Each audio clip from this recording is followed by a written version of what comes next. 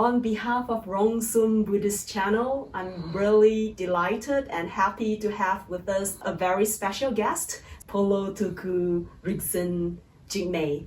He's from Bhutan, and when I heard that he's a Dzogchen practitioner, I got really curious because when I first met him, we were sitting opposite each other, and I felt that you look really young.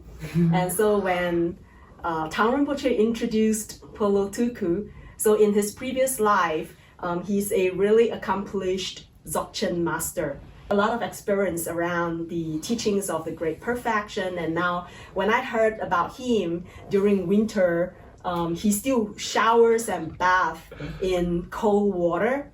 For me personally, I find that really challenging. To shower in cold water, it's not easy, especially during winter. Today, we're going to talk about something that hasn't been really talked about around health, eating, and diet.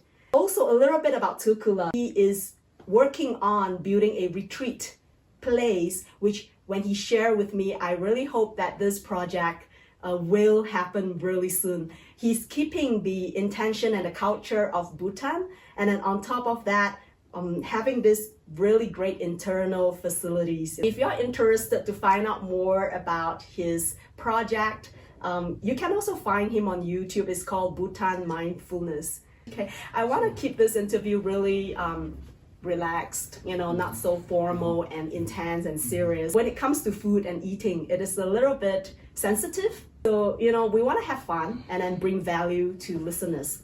So my first question is, why isn't food and healthy eating often talked about by Rinpoches and the Tibetan Lamas?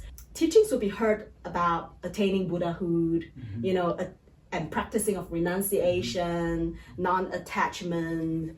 A lot of people or practitioners would have the idea that taking good care of this body is a form of vanity and attachment. So what is your take on this, Tulku? Okay, on that take, what I feel is, especially, yes, who is a Buddhist follower, as a practitioner, as you mentioned, Rinpoches, Lamas, Tulkus, and monks, they don't really talk about the diet and taking care of all this. So why it is?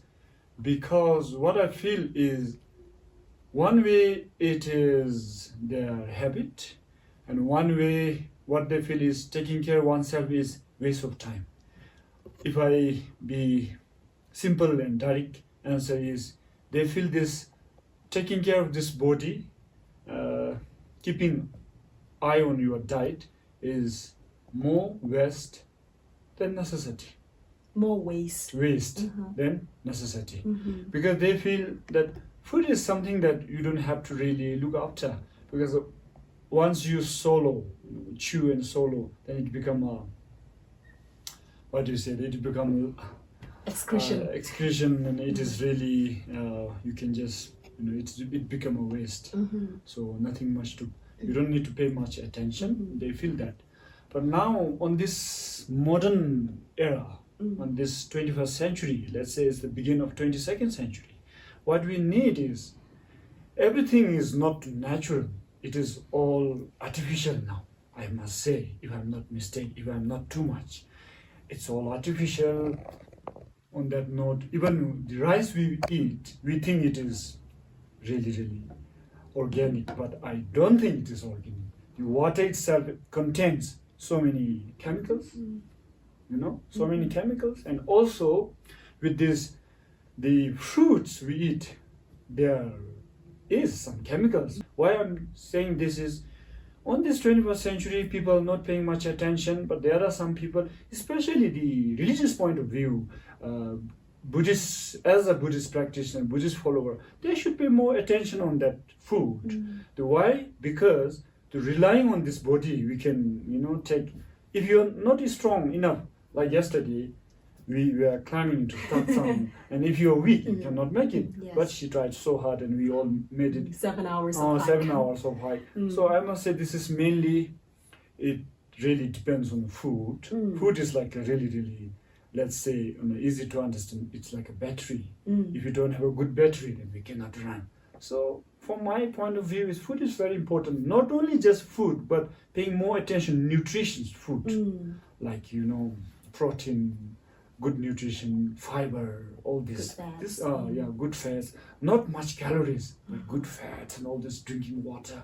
But in one way, it's, as I mentioned, it's a habit that when we are in, let's say, in our time, when we are in childhood, when we are in monastery, if we drink too much water, we have to often have to run into toilet.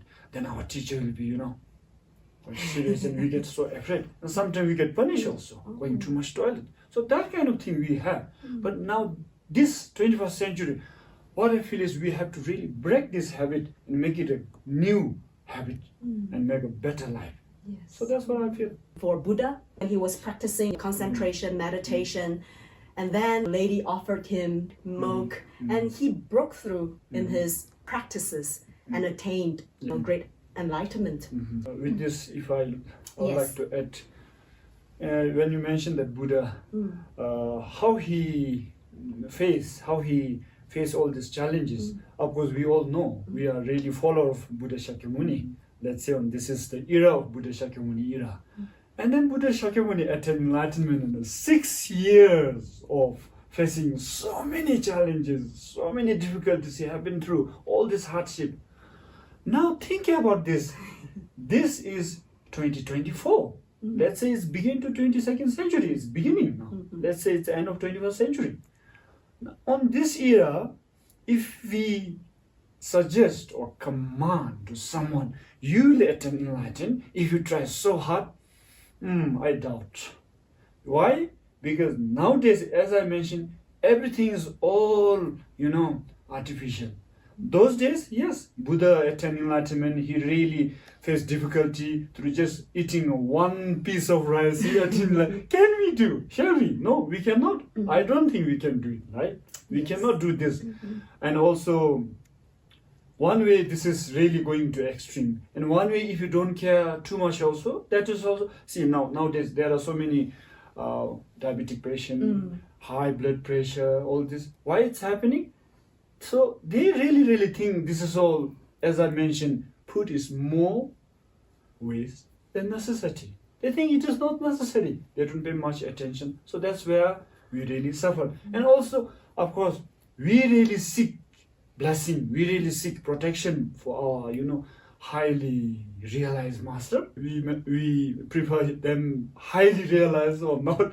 But the thing is, they themselves, after some time, so they get all this, disease and sickness, illness, and then we really feel, little bit, how do you say, it is really uncomfortable. But if they would have paid much attention on that, whatever so-called food, then that will be really nice. But the thing is, as I mentioned, it's really all habit. There's all saying that they are so habituated. If they pay more attention to food, then they have no time to practice. But what I feel is, you should pay more attention. Otherwise, you cannot practice well. That's how I feel. This is practical, really practical. Right. Yeah. Especially when we are eating, at least 2 to 3 times a day, or some people even more, like 5 to 6 times. I feel that we eat more than we pray. So if, let's say, eating can become a spiritual practice, wouldn't that be very sustainable and also very convenient? Okay. Yeah. So moving on to question 2, is the human body important then? If so, why? If not, why? I think you have already briefly covered, but let's go through this question. Okay. So yes, for beginner like us, for beginners like me, especially who is entering Dharma the first time, for beginner, in Tibetan we said Ledang Boba. So for beginner, it's very important to take care and have this human body. Without relying on human body, I don't think you will attain enlightenment. Why is so? If that's the case, then bird and dog, they all have already enlightened. So they are not. So this human form is very important. Also, Shantideva has mentioned that in Tibetan, this mi dulaten dunchu chelitel, mi dulaten, relying on this boat of human form. So you will attain enlightenment. It doesn't mean that this form will take, but relying on this. Also, if you want to cross the ocean and if you want to reach another side of shore, then you have to rely on boat, or you should be a really good swimmer. But I don't think you can cover that long distance with your skills of swimming also, but you have to rely on that boat. So relying on that boat, if your boat is perfect, excellent, then you will cross easily. And also with some few, skills. So same as this, relying on this human form, you will attain enlightenment. Not only this, as I am saying, Buddha has mentioned, Shantideva has mentioned, so many masters have proven that, right? And also in Indian sadhus and Indian all these yogis, they are really good yogis and good pranayama practitioners. Yes. So they know really, really better. And also in our case, we have to really take care. We need this human form. That's the beautiful. Thank you. And then my third question is, there are so many categories of diet lately. We have vegans, like vegetarians, and then raw foodists, so taking only raw foods. We have paleo, we have pescatarian, meaning just eating fish and seafood only.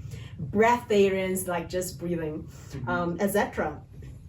So people often compare and measure level of awareness or enlightenment with diets, like, if you eat lesser, it means you have higher level of awareness, or if you don't eat at all, you are so enlightened. So there is this comparison of awareness in regards to the diet of people. Well, personally, I feel that no matter what diet a person chooses, it has to come from love and compassion and not from the ego and pride. So what do you think about this? Yes. On that, so that diet, there's a variety. Yes, I understand. There are some vegetarian, there are some non-vegetarian, and also, as you mentioned, who eat less, so that person will be perfect. But I don't think that's the reason.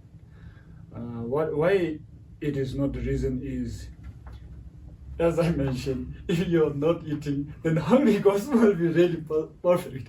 But that's not the case. So whoever you should pay attention, but it doesn't really matter whether you are vegetarian or whether you are non-veg. In my opinion, what I feel is most importantly, your intention. If your intentions are clear, that's perfect.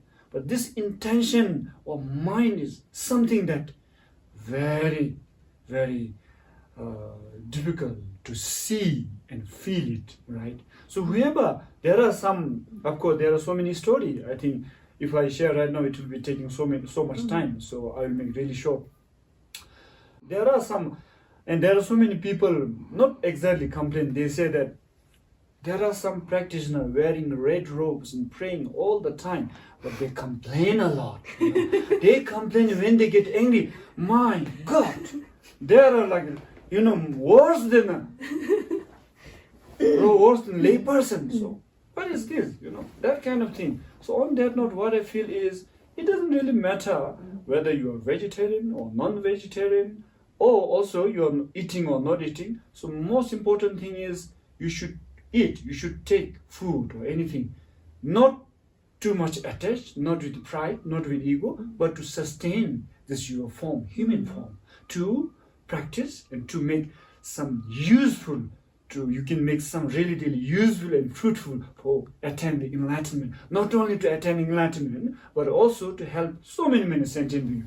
Otherwise, let's say you become a vegetarian and you are so weak, you don't know what to do, you are really kind of sick, and then after some time, you may also big chance to give up this, so-called Buddha Dharma. So on that note, it's very, very important that mind or intention, we say that your motivation is very important. Otherwise, if your intention is, however you are a vegetarian, then your intention is to become a slim, to something to compete, that's not good. Also, if you are a non-veg and you are eating with, like I mentioned, we have no choice. We are so habituated. Like I'm kind of a non-veg, but of course, it doesn't mean that I cannot be veg. I can be veg. But the thing is, what I'm saying is, there are some practitioners, they are non-veg, they are veg, but the intention, I don't know. what their intention is. We are really afraid of death. We are really scared of death. Death. Why we are being vegetarian. Also, we are expecting some fruition. Why we are non-vegetarian. Also, we are afraid. So this, in my point of view, this is something that motivation, intention is very important. Yes, motivation and intention. Beautiful. Thank you. Do you agree that subtle energies of our food affect our mind, as written in the Upanishads? So according to the Chandogya Upanishad, it is said that the food that we consume is divided into 3 parts. So the gross parts of our food gets eliminated, and then the middle parts will become the physical body, which is the flesh, and then the subtle quality of our food will become our mind. Many Indian yogis seems to be very careful around the quality of food ingested, who is made by, and they honor the Ayurvedic approach. Like in Taoism, it's also very much connected to healthy ways of living, connected to nature, and herbalism, for example. So like in Buddhism itself, are there any scriptures and texts around, how to be healthy, eating healthy? And there is absolutely how to maintain, how to eat. Also, this is very clear that I don't have to really say who is abbot, let's say Khenpo or Lama, they will know. We already studied in Shedras, they know, because there are so-called one sutra, which is Nagarjuna. They mention that food, you should really eat that, not too full, not too, less, but really, how do you say, some limited food you should eat. And also, the first which is that yogis, they really careful about food. Direct answer is, at the beginning, for beginner, yes, you must. Others, for beginnerly, if you are not so careful, you eat so much food, then when you practice all this, subtle energy and all this, so you cannot really become a good practitioner. As I mentioned, when you go and refuel, you put too much, then it will leak and it will overflow, so it doesn't help. So same as this, you should really put on limited way. And also, as I mentioned, this food is something that we really have to be careful. Otherwise, if you are not so careful, because of the food, sometimes we get food poisoning and so and so. And this is, if I'm talking about the relative point of view, relative level. So if you go ultimate, then I don't think they should be really careful, because they know, as I mentioned in the beginning, they see everything as pure. Everything is really not emptiness, but they see everything pure. This is something that really unique word of the pureness. Let's say someone who is really sick, and who has so much headache. So if he take 500 mg of that painkiller, 500 mg, so it may not help. So he should take 5,000 mg, So if you take 5,000 mg, my God, you will be knocked. So same as this, so according to your level. So especially in the ultimate level, they don't really have to pay attention, because they know everything is pure. They can, enjoy all sorts of food. So right now is for beginner, my God, we have to really pay attention, what you are eating, what you are doing, day-to-day life, all this. Basically, I'm talking about the discipline and conduct is very important on the beginning. And at the end, after some time, you will know if you are really serious practitioner. The teachings of Buddha, there is this material ingestion, which is like kamgi si. And then you also have sen besi, like the food of whale. And then also tingenzin. Okay. So tingenzin would be like, really about the subtle channels, like, as I mentioned this, tingenzin is there are so many levels.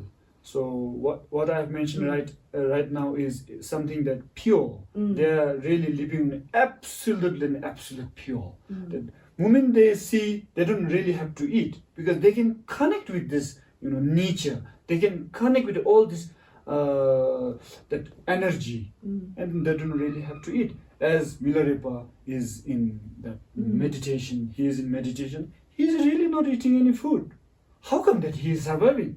Because he has the continuity of mind, continuity of that meditation, the sadhana practice. So that's why they don't have to eat. The meditative. Even on that note, sometimes I become too frank. In my own experience also, sometimes without food, we can really stay. If you are really, let's say if you have a good instruction, if you're really serious follower, yes. Not only that meditation practice, I must say, with athlete, I think they go through this. They don't eat 24 hours. Yeah, nowadays a lot of people do fasting. Yeah, like fasting, intermittent fasting or 30 days fasting, just water fasting. Who is so much, attached and so much in desire towards food, they cannot stay even a day, even let's say even a period of that one morning also. If he stay without breakfast in one morning, then it's like a hell. And then who is really understand everything, for them it's pure. As I mentioned, the moment they see food, they don't really have to eat. This is something called that they are really connected. They understand, they realize everything. For us right now, we are really beginner, and we are really taking care, keeping eyes on each and every movement, each and every diet.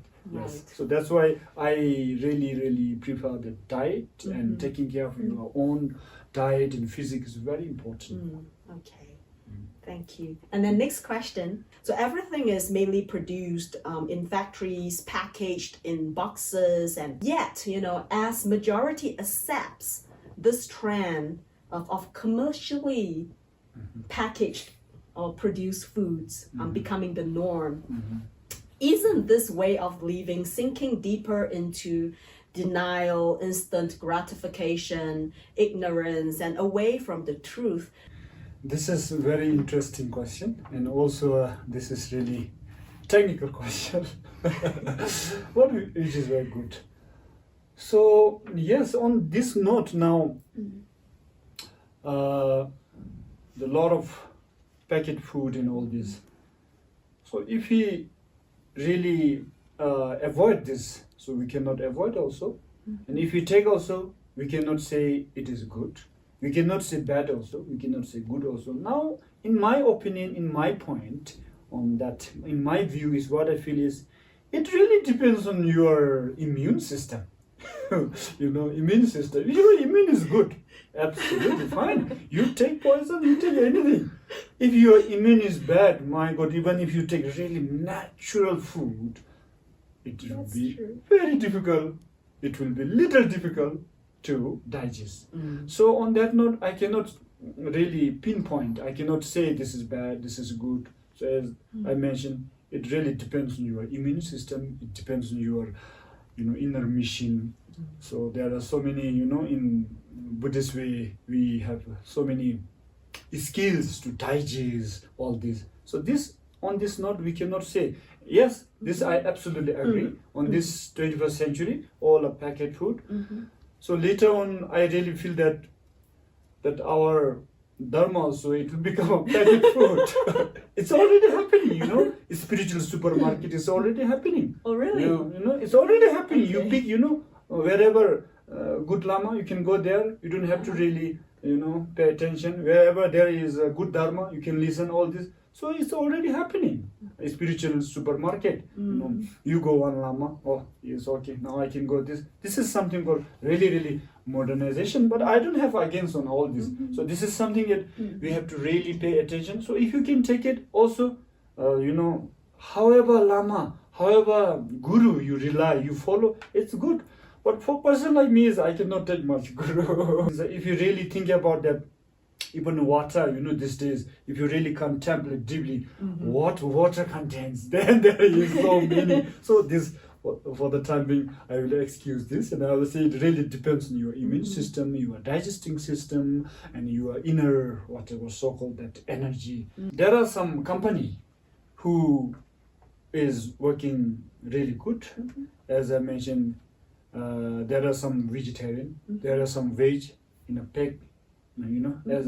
It comes a form of pack, but inside it is really good one, healthy. Next question. A lot of lamas could have stayed longer to turn the wheel of Dharma, but because of poor health, their teaching lifespan is really shortened. So a lot of students would say this is due to our lack of merits. That's why they pass on earlier. Our conditions have changed as well. because water, air, soil are no longer as pure as before. And there'll be like probably a little bit more action or accountability, responsibility around, you know, like taking good care of the Lama's health so that they could live longer on earth to teach, you know, turn the wheel of Dharma instead of just, okay, lack of merits. That's why they passed on. You know. This is very interesting. Most probably whoever says the lack of merit or whatever is what I feel is this is really comforting us not to feel so sad, not to feel so low. So it's really comforting us that, oh, it doesn't matter, it's the lack of our merit. So then there are thought that we can divert. That's how I feel. Otherwise, if we say Dharma point of view, there are so many things. Lack of merit. Sometimes I heard that even Bodhisattva can take that our own bad karma, they can exchange and they can really take this and they can suffer. There are so many things, but this is not really practical. So who will gonna accept that I am really, you know, in pain? Can you take my pain? So one Bodhisattva comes, okay, now you are easy, you are ease, your pain is all I have taken you. But the thing on the practical is, whoever your Lama is past, so what I feel is, one way, it's easy way of saying, is our olden days way of saying, it's the lack of our merit, the lack of our really bad karma, so he's no more longer. And then, what is lack of merit? If you are lack of merit, you will not be Dharma also, you know. You met with Dharma because of some merit. So that's what I think, you know. Without merit, you cannot meet Dharma, isn't it? You have so much merit, good karma, so that's why you connected with Dharma. You are receiving Dharma and you practice. But certainly your master has passed away, so what to do now? And then someone saying, oh, this is lack of your merit. If you are lack of merit, then you will not meet with Dharma also, you know. And there are so many quotes and so many things I can say. But right now, if I mention, so it's a consumption of time. Maybe so, just one quote. So this is something that there are 7 branches of offering, right? 7 branches of offering. And also there we really pray that Lama should live longer to turn the wheel of Dharma. And they are also quite saddened that they are not turning the Dharma because they are a little bit upset towards our bad karma, bad action and all this. So that's why they are turning, they are really turning face towards the Nirvana. So that's why they are no more longer. And then we really have to pray all this. This is something that to accumulate our merit, to have a good connection. So this is something 7 branch offering we have, right? But however you pray, as I mentioned, if he's so much a highly sugar and high blood pressure, I don't think we can bring back him. Isn't it? This is practical, right? So we should be practical on this era. Whoever says, you do this, you will relieve. You do this, you will liberate. This is really, really non-practical. So I am a type of person that I really believe with seeing is believing. You know? So without seeing, whoever says, you do this, you will enlighten. Who enlighten? How? You know, that kind of thing. So now you really feel it, then you believe it. Otherwise, your Lama is passed away because of lack of merit. This is little hard to accept for me. But of course, there are some that they feel so disheartened, and then they really, especially not only Lama, even when we are disheartened, you know, you feel so sad, you feel so low, you know, your mind, thoughts are not clear, you are dull, and you know, your headache, that someone has said something, my God. On that note, sometimes I feel everyone is same. So while Lama is passing, is basically their health condition is not good, and also they have feeling, they have thoughts. After all, they are a human being, and then case also who is already turning their face towards the enlightenment, and we offer them as whoever that wisdom. Let's say that we are offering something called Khanduma, and then he will live long, or something like that. So it happens also. This is all because of auspiciousness, standard, right?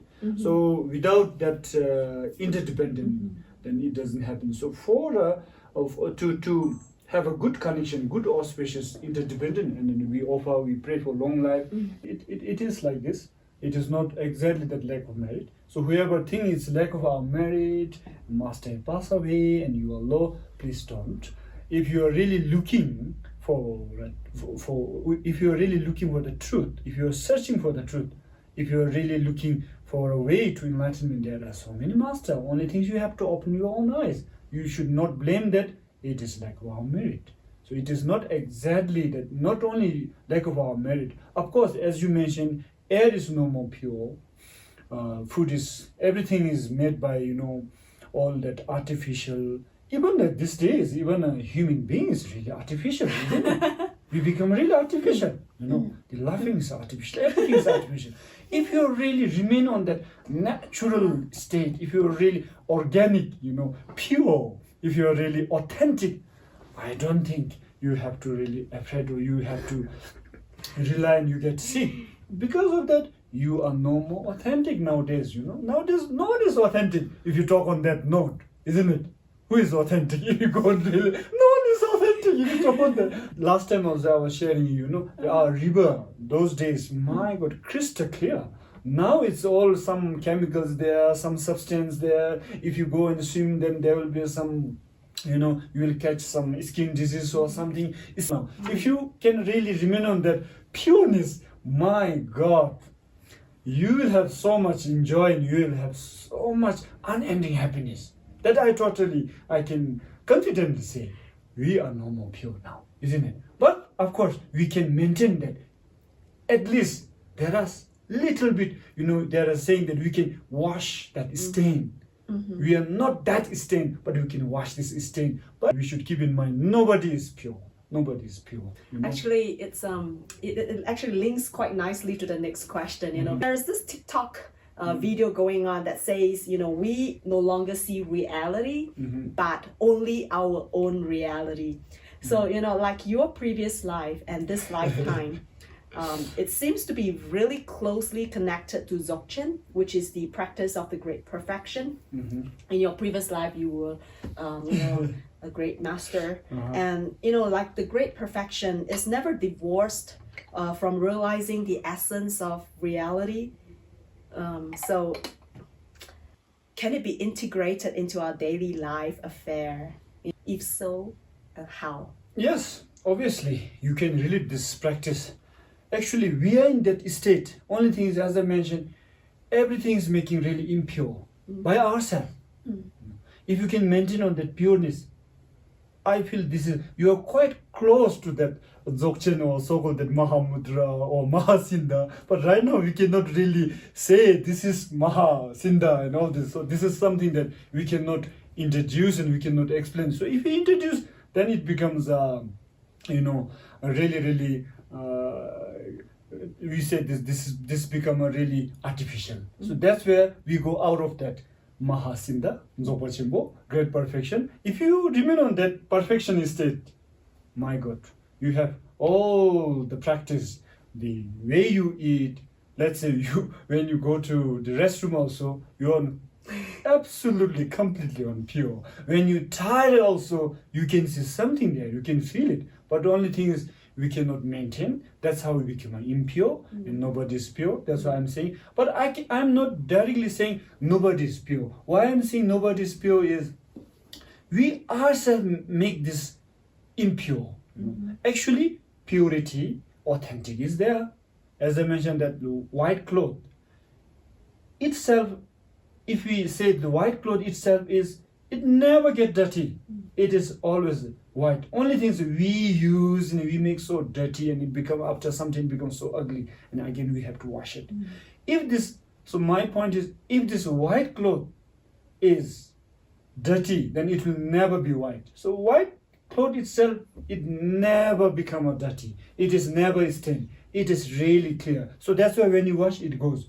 If it is not white, then however you wash, we cannot make white and we cannot make so pure. So on this note, you are asking something about my previous.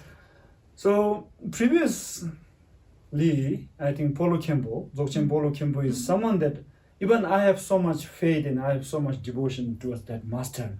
On this 21st century, sometimes I feel if there's a master like this Dzogchen Poulo Tulku, my God, I will be directly jumping into him. But I'm not saying any indirect thing. I'm not saying any indirect thing. Sometimes we go there indirect, no, I am the one, you are the... No, I'm not saying. If somehow these days master like him exists, this will be really, really amazing. I believe that Dzogchen Poulo Tulku is something that he can really say directly on your face. Oh, you are this, you are that.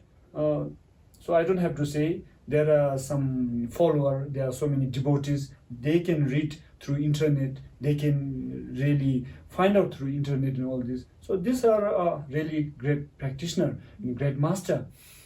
And not only him, if you try, you can be also a great master, great practitioner. This is all really lack of our effort. We are really lazy, we are really, how do you say, lethargy. We are really lazy to do something really helpful for ourselves. We are really lazy to help others. Forget about the helping others. We are really lazy to help ourselves also. So on that note, even if you cannot help, at least you try to love yourself, right? So this word is very interesting. Even if you cannot help, I'm not saying don't harm, I'm saying even if you cannot help, try to love yourself.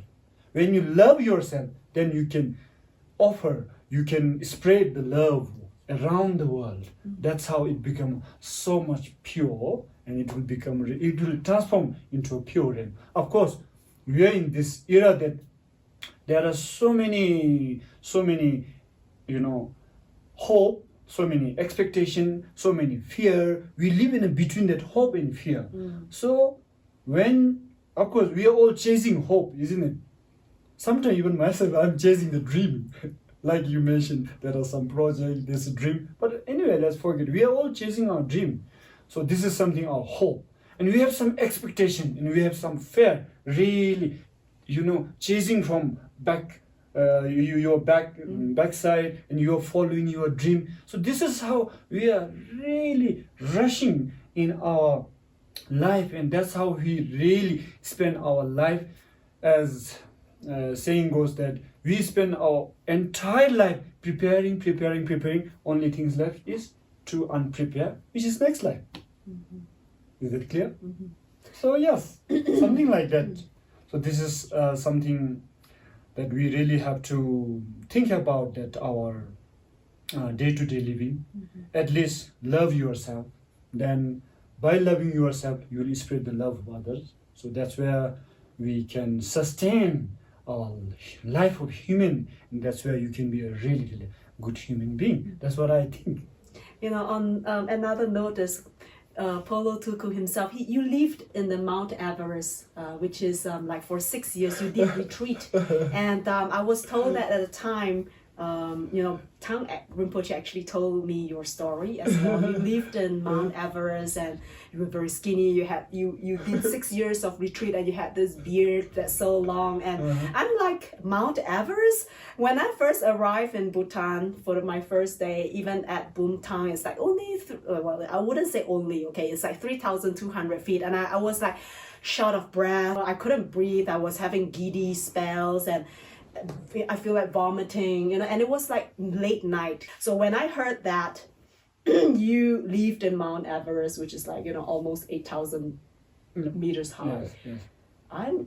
How do you manage that?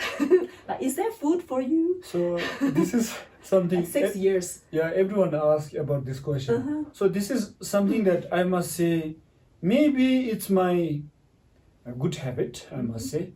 It's my own interest also. I cannot say I am someone. How can I say? There is so many, higher being and higher realism, so many people that who is better and better than whatever I have been. So they have really been through so many great difficulties. And this is something that what I feel is, it's all mainly connected to my habit.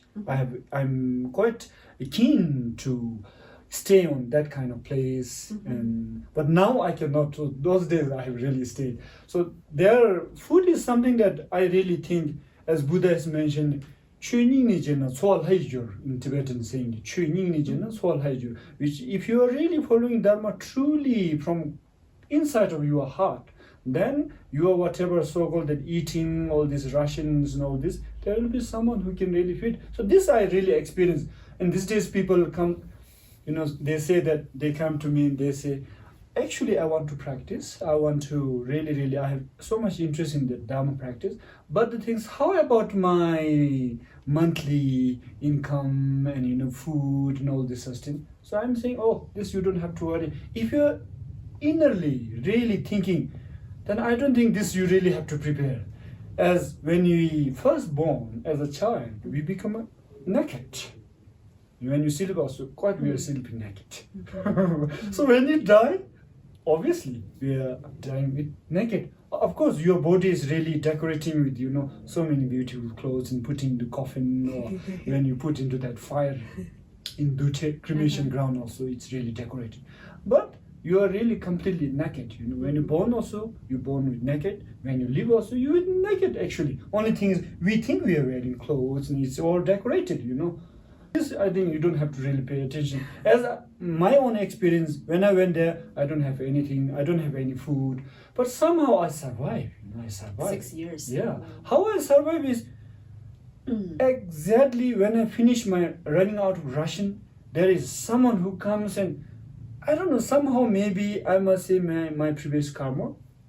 And then they really feel that, there are someone practicing, I must help. And they bring a lot of food and all this ration. On this note, what I like to say is, if you want to be rich, be more generous. Be more generous, be open. As they are saying that if you want wealth, suppose you want to control the water. If you grab, water will just go. So you just keep open, water will keep flowing. So this is, I'm really interested with this. And I myself also do. So when I have, I really like to help. So when I don't have, please excuse me, I don't have. So this is my kind of view and my kind of practice. And as I mentioned, even if you cannot help, so at least try to love yourself. When you love yourself, then you will feel the love. Thank you very much. So this is the end of our interview today. I really appreciate you for listening and thank you so much for your time and your sharing. I really appreciate this connection with you as well. And I hope that you will always stay healthy and have long life to benefit many beings. And thank you all of you for listening.